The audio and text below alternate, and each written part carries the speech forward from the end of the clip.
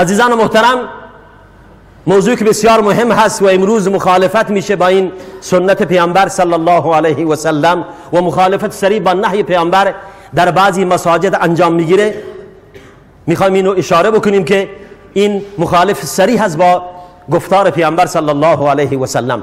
در بعضی از مساجد مرسوم شده از قدیم این کارو کردن و میکنن. در بعضی مساجد شهر ما، اطراف ما، افراد که میان برای نماز جمعه اجازه نماز خواندن نمیدن، میگن بنشینید در مسجد، بنشینید، بعد از سخنرانی، بعد از خطبه به شما وقت داده میشه که سنت بخوانید.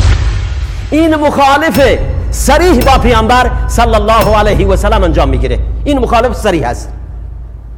بنابر نهی پیامبر صلی الله علیه و سلم که پیامبر نهی کردن اذا دخل احدكم المسجد فلا یجلس حتی یصلی رکعتین.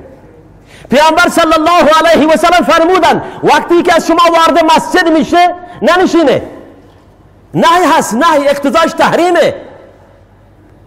حتی یصلی رکعتین، تا 2 رکعت نماز بخونه. امام در هر حالی که باشه، در حال خطبه باشه، در حال سخنرانی باشه، در هر حالی باشه، اگر نماز شروع نشده اجازه نشستن نیست. این بدعتی هست شاخدار از بدعت‌های وارداتی.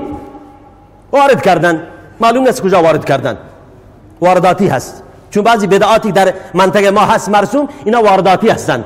این از اون بدعات وارداتی هست در جامعه ما. متاسفانه الان در تبلیغات میشه که در مسجد میایید بنشینید، بعداً به شما وقت داده میشه سنت بخوانید.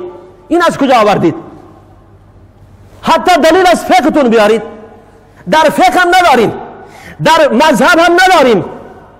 این یک بدعت من در آوردی هست متاسفانه و مخالفت صریح با نهی پیامبر صلی الله علیه و آله و سلم. حتی روایت ما داریم در کتاب الجمعه در صحیح بخاری، شخصی در مسجد وارد شدن، روز جمعه نشستند، صلی الله علیه و سلم سوال کردند اصلیت یا فلان، شما نماز خواندی نشستی؟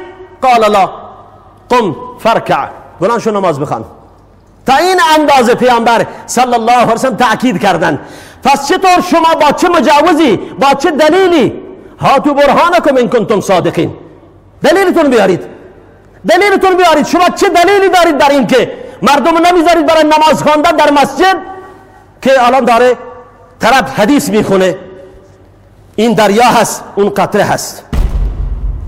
به والله همین گفته رو ملایی در مسجدی گفته بود، یکی از برادران رفته بود در مسجدی، اونا داشتن بیان میکردن با هم دیگه، گشتی داشتن، بیانی داشتن، وقت نمازم نزدیک بوده. اون برادر سوال کرده که نماز میخوانید؟ من رکعتین بخوانم.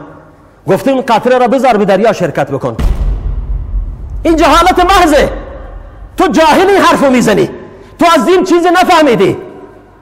اگر از دین چیزی میفهمیدی نمیآمدی مخالفت با نص صریح پیامبر صلی الله علیه وسلم نمی کردی. لذا نشستن در مسجد بدون نماز خواندن پیامبر نهی کردن. این نهی صریح است، واضح است. لذا وقتی در مسجد میایید، امام در خطبه هست، امام در صحبت کردن هست، سخنرانی هست، حدیث خواندن هست، اگر وقت هست برای نماز، تا نماز شروع میشه نماز بخونیم. اگر نماز شروع شد بیا در نماز شرکت بکن. اذا اقیمت الصلاة فلا صلاة الا المکتوبه، وقتی نماز اقامه میشه هیچ نمازی نیست. اگر شما نماز شروع کردی و نماز اقامه شد، اون نماز شما تمامه، باید بیایی به جماعت شرکت بکنی.